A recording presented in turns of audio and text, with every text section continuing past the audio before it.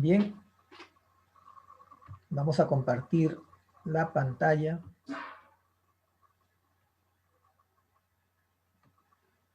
Y aquí queremos detenernos sobre la siguiente palabra, la palabra sobreinterpretar. La palabra sobreinterpretar significa simplemente exagerar. Tú no puedes decir más de lo que la palabra de Dios quiso decir. No puedes, a veces cuando nosotros tenemos la premura que una persona se convierta y le presentamos un texto y a veces exageramos un poco, ¿no? Y terminamos condenándolo y asustándolo. Cuando yo era pequeño, tenía 10 años, me visitaba mi tía, ella era adventista, y ¿saben qué nos leía de la palabra del Señor? Nos leía Apocalipsis. Y nosotros ese día no dormíamos.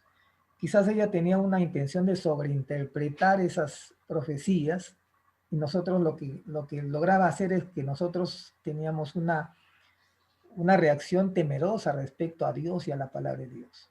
Entonces tú no puedes decir más de lo que la palabra de Dios está escrita. Ahora, subinterpretar es cuando tú le das, cuando tú suavizas el mensaje. Cuando la Biblia te dice di 10 y tú dices solamente 5.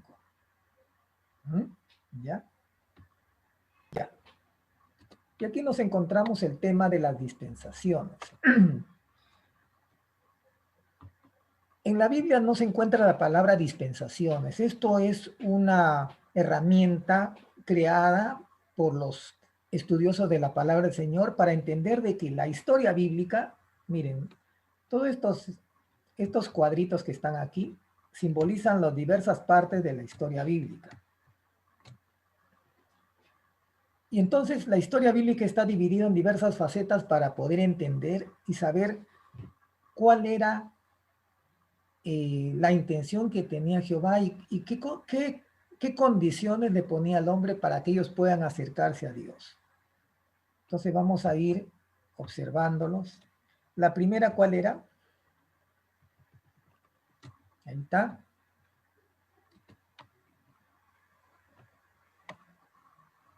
Vamos a ver ¿Están viendo toda la palabra completa ahí? Toda la frase. Dice, si ubicas el pasaje bíblico en el contexto de su dispensación, esto te permite saber el nivel teológico de la gente de ese tiempo y qué le era permitido o prohibido hacer. Así entenderás si esto es vigente para estos tiempos.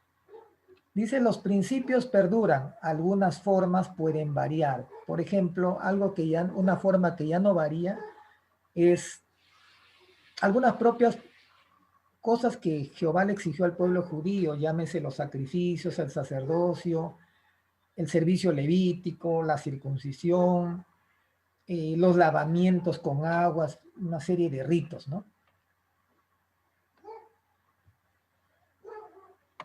Y vamos a lo siguiente, vamos a poder seguir. Estos son los nombres de las dispensaciones diversas: la inocencia, la conciencia, el gobierno humano, la promesa en el tiempo de Abraham, porque le prometen un hijo, la ley y finalmente la gracia.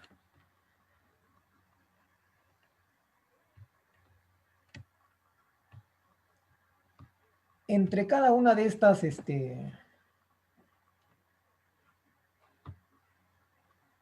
dispensaciones hubo un hecho muy trascendental, importante, que prácticamente le cambió el curso a la historia. Y acá encontramos que entre la conciencia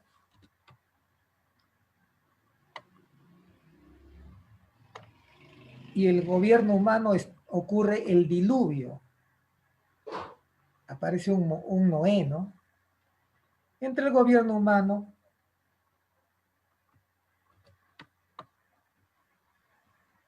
y la promesa ocurre la confesión en la Torre de Babel.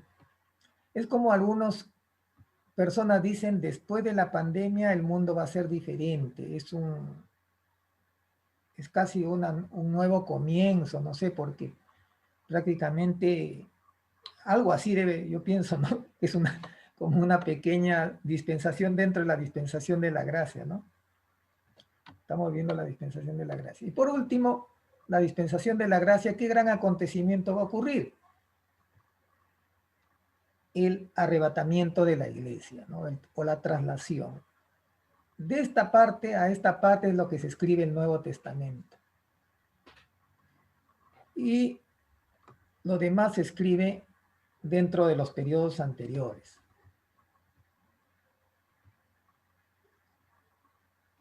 Parece que acá tengo algo más. Vamos a ver. Ah, sí. Ya. A ver, David, ya.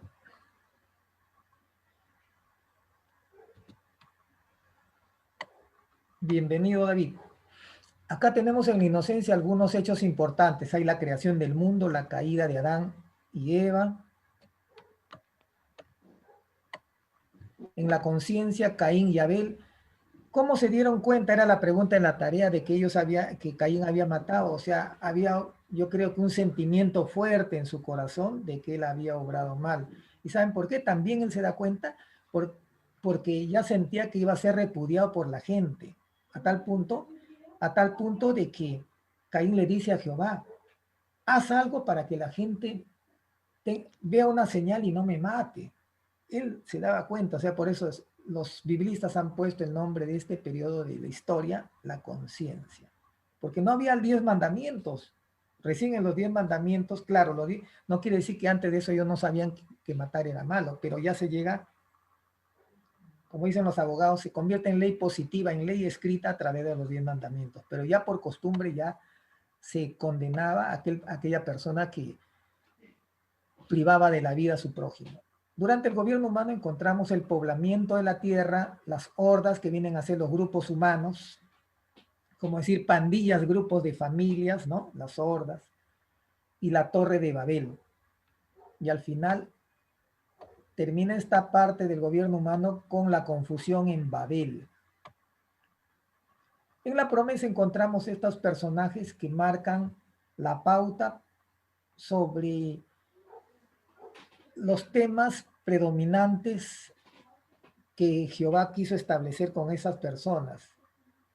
Prácticamente ellos se movían por su fe. Dicen, creyó Abraham a Dios, ¿no? Simplemente. No había todavía 10 mandamientos, no había ritos, pero ¿saben qué? Como le dije, en la ley se institucionaliza el sacrificio, pero ya habían estado realizando sacrificios, quizás. Acá ya se ponen sacrificios más específicos. Hay holocaustos, sacrificios de vegetales, de animales, de bueyes, de becerros. En cambio, acá parece que eran un poco más rudimentarios. Ahora, el hecho de hacer sacrificios no era una innovación de los cananeos, los primeros hebreos, sino también las otras tribus paganas hacían eso, pero ellos hacían a su Dios falso, ¿no? A un Dios que ellos veían que ha sido fabricado. En cambio, Abraham hacía sacrificios a un Dios que no se veía, ¿no? Y en la ley encontramos el peregrinaje en el desierto. Miren, acá la ley empieza prácticamente con la muerte de los primogénitos. Eso fue un acontecimiento que prácticamente marcó la salida del pueblo. La ley termina, no sé si poner acá la crucifixión o la Santa Cena, porque cuando Jesús dice en la Santa Cena, esta es la sangre, el nuevo pacto, prácticamente está ya dando un pase a esta nueva etapa y este nuevo trato que iba a Dios tener con las personas.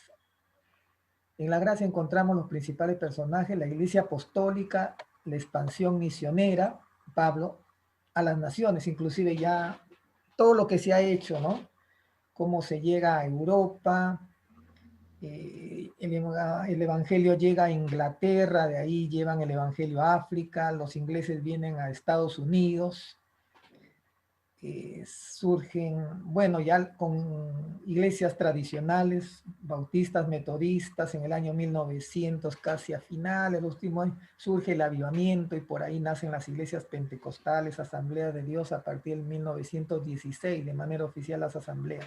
Pero el gran avivamiento no ocurre en la iglesia asamblea de Dios, sino en un lugar denominado la calle Azusa. en Los Ángeles. Y para eso yo quiero trasladarme a ese lugar, ¿no? ¿Y dónde está? No lo tengo. ¿Dónde está la calle Azusa? A ver, vamos a buscarlo un ratito para que ustedes se den cuenta.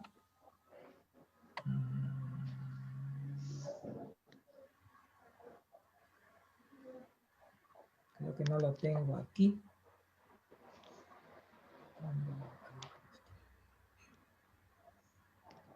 Ya. Vamos a poner este de acá. Vamos a cambiar un poco el panorama. Entonces acá estoy rodeado del mapa del antiguo mundo, ¿no? Donde se comienza a desarrollar todo el trabajo misionero, ¿no? Hacia las naciones. Y vamos a ubicar dónde está mi... vamos a salir un ratito, antes que me pierda. Ya, de nuevo. Por aquí.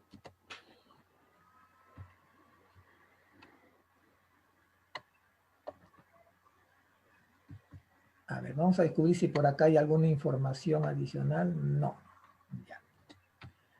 Entonces, en primer lugar, hemos dicho que hay que considerar la división del Antiguo Testamento a lo judío, ¿no? Si queremos entender el Antiguo Testamento.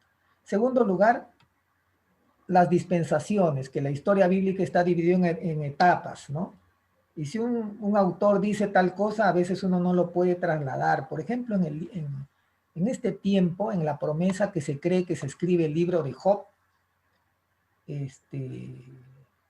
no, perdón, voy a citar acá.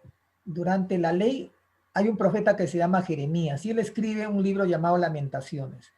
Y él en un momento dice, Señor, esa gente que se ha burlado de mí, que ha deseado mi mal, yo te pido que tú los destroces, los fulmines. Y tú dices, Jeremías dijo eso, yo también voy a orar así porque hay un vecino que no me cae bien. Hay un compañero de trabajo de que se quita su mascarilla. Señora, ese fulmínalo. Pero, ¿por qué dijo eso Jeremías? Porque en ese tiempo de la ley estaba establecido que el alma que pecare esa morirá. Por eso son esas oraciones. También en el libro de Salmos hay partes en la palabra del Señor de que David dice, Señor, dales conforme a su merecido. ¿Dice eso o no? Ahora, tú no puedes hacer suya esa parte de la palabra de Dios porque ellos lo han dicho dentro de esta dispensación de la ley. Cuando ellos conquistaban nuevos pueblos, ¿qué hacían? Exterminaban de niños hasta los ancianos. Es algo que hay que entender a veces algunas partes de la Biblia de acuerdo a la dispensación para poder no cometer errores inocentes, ¿no? Ahora, en tercer lugar, encontramos lo que yo llamo, bueno, no llamo yo, lo he aprendido otro, las instituciones. ¿Qué cosas instituciones? No es cuando el hermano Enrique Corrales tiene un problema con el gas cálida y se va a una institución de gas cálido y dice, ¿sabe qué me ha venido esto? O cuando la iglesia dice, ¿y por qué nos están restringiendo la libertad de culto? Vamos a ir a la Defensoría del Pueblo. Y la Defensoría del Pueblo es una institución, ¿sí o no? Es una institución. Pero al hablar de la Biblia y de la interpretación, no nos estamos refiriendo a un local público que ofrece un servicio, sino a cosas que están instituidas, como he puesto aquí, a lo que está instituido a través de la costumbre, el uso. Les doy un ejemplo. Cuando estuve en Cusco, los hermanos después del culto dijeron, vamos a tener un pequeño compartir, y los hermanos trajeron un par de bancas y lo pusieron en forma de L. Y había buena cantidad, no tenían, lo demás creo que eran sillas, no sé por qué no trajeron todas las bancas. Creo que eran pesadas esas bancas, trajeron las más livianas y pusieron las dos bancas en forma de L. Y cuando pusieron los primeros en sentarse fueron todos los varones y todas las hermanitas estaban de pie o algunas en cuclillas. Y yo le digo al pastor, pastor, ¿por qué no le dan asiento a las hermanas? No, hermano, acá la costumbre es así. Eso ya viene del tiempo de los incas, ¿no? Pero eso es algo que está instituido, ¿se dan cuenta? No es algo que está normado en una ley por parte es algo que a través del uso de un pueblo se ha convertido ya en una costumbre prácticamente normal e instituida. Entonces, en la palabra del Señor hay varias instituciones que tenemos que tener en cuenta. Nosotros venimos de un contexto occidental, mitad español, mitad inca. Dentro de pronto vamos a ser mitad venezolano, creo, también a lo mejor si es que hay fusión. Y nos encontramos con estos detalles en la palabra del Señor. Dice, aderezas mesa delante de mí. En una ocasión unas hermanas hicieron una actividad y le echaron bastante condimento. Y ellas dijeron, no, es que la palabra de Dios dice que hay que aderezar. Ahí la palabra aderezar, hay que entender cuál era la institución de dar homenaje a una persona, honrar a una persona. ¿Ve? Eso se refiere a esa institución de cómo se daban la honra a unas personas. No me voy a detener ahí porque si no, nos vamos a pasar más tiempo. Otra frase dice, las cuerdas me cayeron en lugares deleitosos. Las cuerdas. Había un misionero que decía, ese es el salmo del guitarrista, porque dice las cuerdas, ¿no? Pero ahí no se refiere nada de la música. Por eso hay que saber, en este caso, ¿saben qué? Es la institución del derecho de propiedad, de los terrenos, de las casas. Y ahí se refiere a un acto de un contrato de compra-venta, creo, en los terrenos que había en ese tiempo Israel. Por eso digo que son instituciones que hay que conocerlo. Porque si no te va a pasar como el hermanito que dice, este es el salmo del guitarrista, ¿no? ¿Qué creo que una pregunta? ¿Alguien levantó la mano? Creo que se equivocó. Dice, Jacob le dio como esposa a la hermana mayor. También es parte de una institución de lo que era la institución de la familia. Dice, esto yo le pregunté a mi esposa hoy día. Dice, acá hay que ponerle mayúscula. Llegó el esposo y entraron con él las 5 vírgenes prudentes.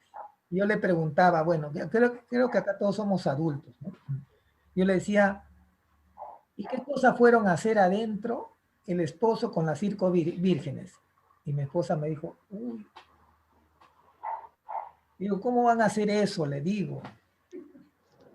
Eso no, acá no es que hubo vamos a decir, una orgía, no es eso. Y a veces pensamos así, porque desconocemos cuál era la institución del matrimonio, cómo estaba instituido el matrimonio. Al hablar de instituciones, y vamos acá, esta palabra instituciones, acá está. Viene de una palabra latina, que significa estatuare. Estatuare, de ahí se origina la palabra estatua, ¿no? Estatua. ¿Qué significa? Dice colocado hacia adentro. De ahí ya surge la palabra instituir, es como que algo que está instituido fuera como una estatua, que ya está inamovible. ¿Se dan cuenta?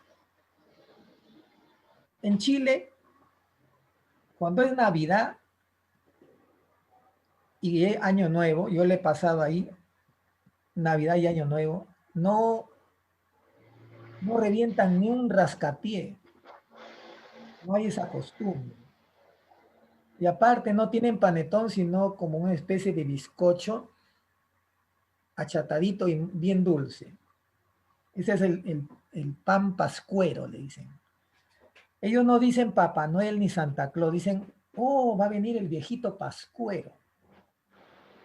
Les pregunto a ustedes, a ver, ¿está bien dicho el viejito pascuero para Navidad del que se viste de rojo? Claro, No, no lo vean de sentido espiritual, que es antibíblico, no, pero en sentido cultural, social. Está bien dicho el viejito pascuero o el gordito de Pascua, ¿está bien dicho? O está bien dicho felices Pascuas, ahí está, para hacérsela más fácil. ¿Mm? Algunos cuando llega Navidad dicen felices Pascuas, han escuchado, ¿no? Felices Pascuas y próspero año nuevo, todavía lo completan. ¿Pero está bien dicho eso? ¿O está mal dicho? ¿No? No se puede decir pascuero, ni Pascuas, ni felices, ni nada de eso, porque Pascua es la festividad que viene a ser para nosotros la Semana Santa. ¿Eh? Ahí está. Entonces es necesario estudiar las instituciones del Israel antiguo. Yo les voy a pasar un documento en PDF y yo les pido, por favor, que lo lean y traigan un pequeño reporte. Si ustedes no hacen eso, no van a aprender. Nos tiene que costar. A veces estamos acostumbrados a que la persona hable todo el rato y dice, uy, ha sido de bendición, pero cuando te ponen a leer en la semana no lo haces, ¿no? Yo no les exijo, simplemente ustedes pueden reforzar mejor su aprendizaje si lo leen y a bien lo pueden traer el reporte la próxima semana. Yo he puesto por nombres y yo lo voy a pasar en el WhatsApp de qué página a qué página la persona va a leer y va a traer un pequeño reporte sobre algunas instituciones que han descubierto ahí, cómo era el matrimonio, cómo era la compra-venta, cómo se realizaba el proceso judicial, eh, cómo era la vida cuando eran peregrinos. Por ejemplo, Abraham era un nómade, él no vivía en casa, él vivía en una carpa y cuando veía que se acercaban no sé si había los filisteos, no, los amorreos, movía su carpa y se iba a otras zonas y hacían pacto con otros para protegerse, ¿no? Entonces las instituciones, hermanos, entiendan, no son organizaciones. Pobre el que me diga la otra semana que es una institución en la Biblia. Sí, hermanos, eran oficinas donde iban los judíos a tratar. No, no son organizaciones de personas con función pública. Se refiere, y acá lo voy a poner para que se te grabe, a todos aquellos elementos de costumbres que fueron instituidos por el pueblo de Israel y que conforman su identidad nacional. No son leyes ni decretos. Ejemplo, la institución sobre la familia, el trabajo, la propiedad, la moral, la vida militar. Y tenemos, creo, unos 15 minutos. Si quieren hacer una pregunta, porfi, a buena hora.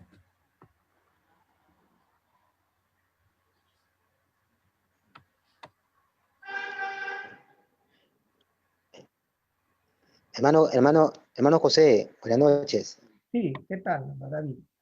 ¿Qué tal? En cuanto estamos hablando de las instituciones, estamos hablando en el tiempo de Abraham, exactamente. Disculpa que entré un poco tarde. ¿Me puedes, a ver, quisiera entender esa parte? Las instituciones son costumbres que prácticamente se llegan a establecer casi hasta la mitad del reinado de Israel. Porque en el documento que le voy a pasar habla inclusive de la vida militar, cómo se preparaban para las guerras, cómo estaba organizado el reinado, el proceso judicial, los territorios. Ya llega el estudio de las instituciones, trata del tiempo que ellos son recién peregrinos en Canaán, recién ha llegado Abraham. ¿Entienden? De ese tiempo se comienzan a instituir muchas cosas, hasta casi la mitad del tiempo de los reyes, que ya casi ya tiene cuerpo el reinado de Israel. Y ahí hay Ah, diversos, ya, ¿no? Sí, bien. estamos en la página 4, vamos a la number 5.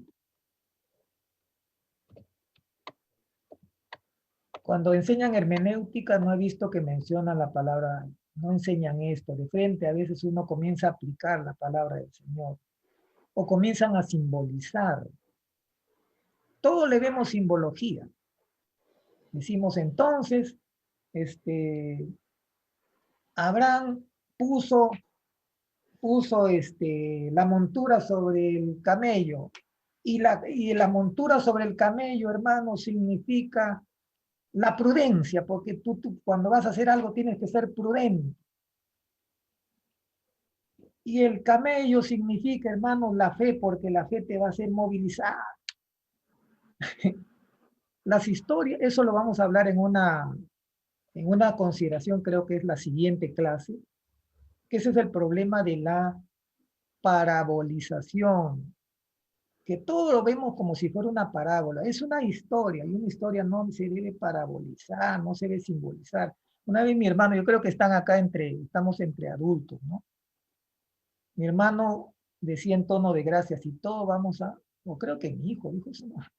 Si todo vamos a paralizar, entonces, ¿qué significaba cuando David trajo los prepucios ante el rey Saúl?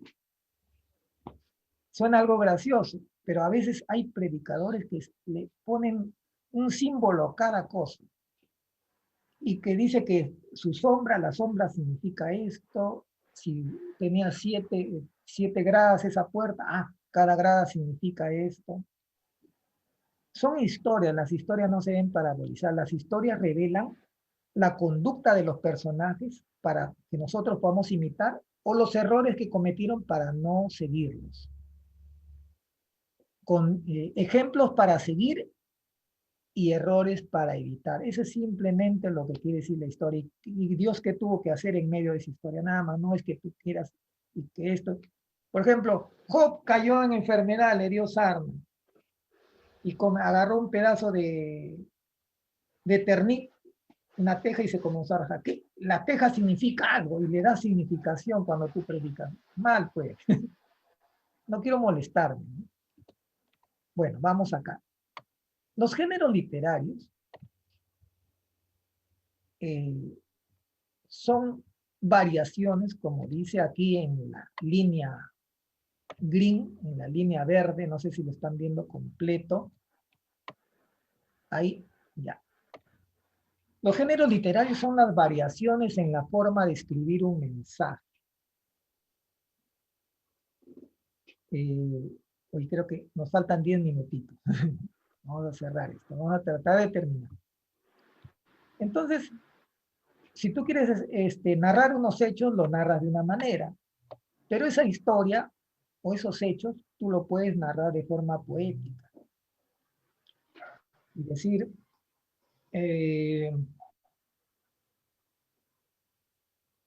vino lleno de bendiciones, que dentro de la persona, ¿cómo sabes que se ha llenado la bendición? Es una forma simbólica de hablar, poética. Pero si tú dices, el vino entró a la casa alegre y abrazó a todos.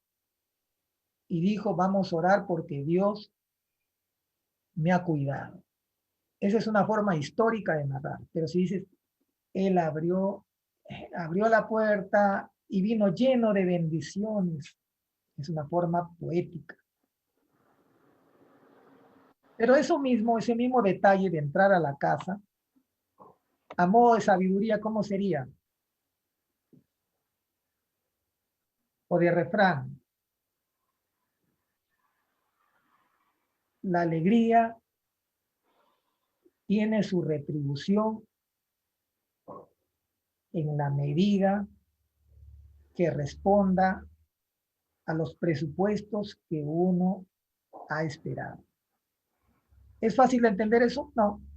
Entonces requiere un poquito más de pericia para poder entender. Entonces la palabra del Señor encontramos con estos géneros literarios. La profecía son anuncios sobre eventos que iban a ocurrir, eventos contra ciudades, castigos, pero también anuncios sobre la llegada del Mesías. Y los discursos simplemente son de temas que tenía en mente comunicar el autor. Acá vemos el ejemplo de algo poético, cuando la palabra de Dios en el Salmo 119, 105 dice, lámpara es a mis pies tu palabra. No quiere decir que la Biblia es como un foco, ¿no? Ahorrador, sino que tiene una función de revelar el peligro, revelar si tú te aparta el Señor, te pones inmerso en un peligro, entonces tiene una función preventiva con la persona. Que tu Dios sea ayudador y no sea un Dios castigador por motivo de tu desobediencia.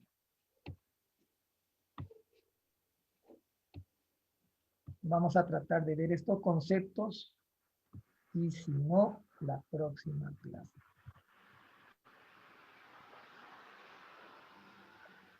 La historia bíblica en el Antiguo y Nuevo Testamento omite eventos. No todo lo que ha ocurrido, como ocurrió, está escrito en la palabra del Señor.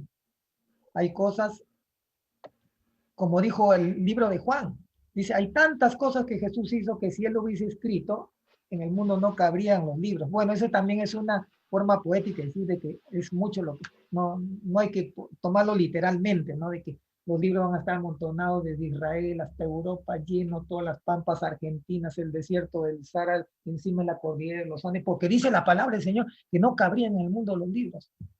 A veces los hermanitos muy emotivos tienden a exagerar, no hay que eso es lo que dije antes, no hay que sobreinterpretar la palabra, sino no hay que exagerar. Simplemente lo que quiso decir Juan es que hay muchos milagros que no se han podido registrar por alguna razón.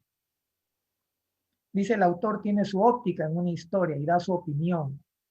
Por ejemplo, dice, entonces ocurrió en la fiesta de los tabernáculos y ahí como que aparece un signo de interrogación y dice, esto lo dijo del espíritu que habían de recibir lo que creyesen en él. Y de ahí siguen, nuevamente agarra la historia. ¿Se dan cuenta? Ahí mete su cuchara, como dice el autor, ¿no? O cuando dice el libro de Marcos, y Jesús le dijo a la niña, Talita Kumi, y ahí aparece el signo de paréntesis, que traducido es, a ti te digo, levántate, ¿no? Y de ahí sigue la historia. Se dan cuenta que el autor mete su opinión para ayudar a una mejor comprensión de todo el texto histórico. En la narración se conoce a los personajes, hay un ejemplo a seguir y errores a evitar.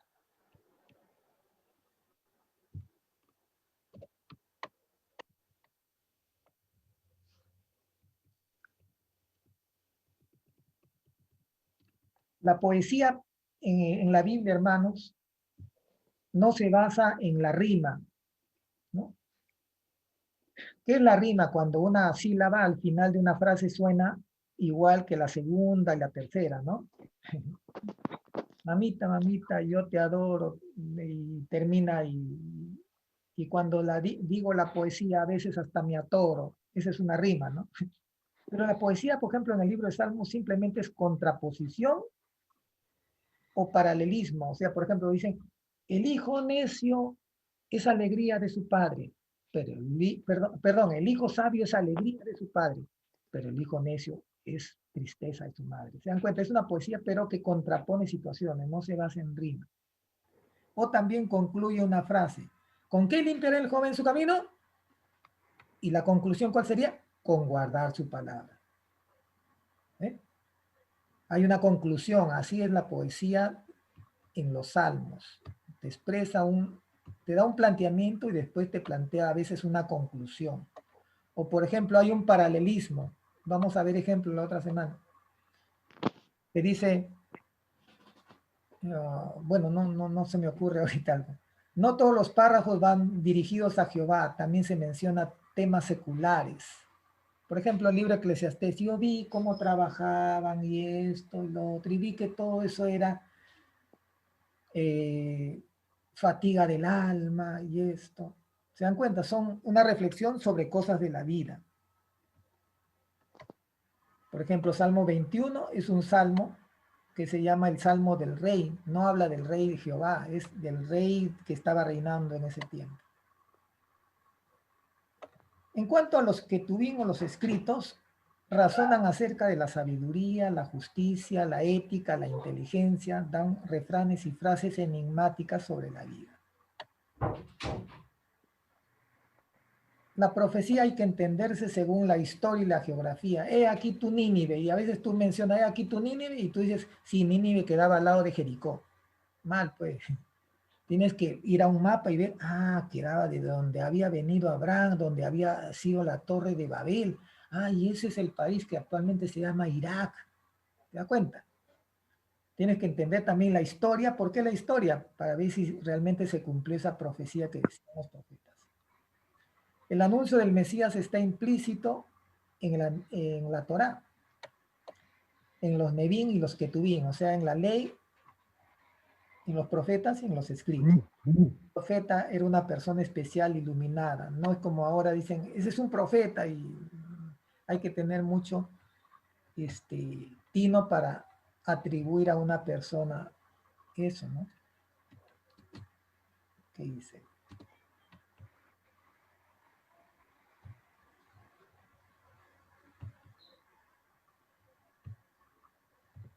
A ver, vamos a ver los últimos.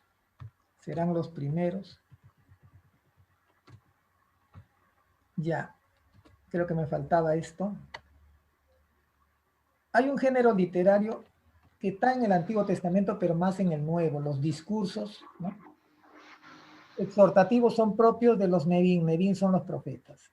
Y en los evangelios también hay discursos, a modo de enseñanzas. Y en las epístolas aún más. Suelen presentar un tema de enseñanza o con argumentos. Dice, a veces en un libro se combinan diversos géneros.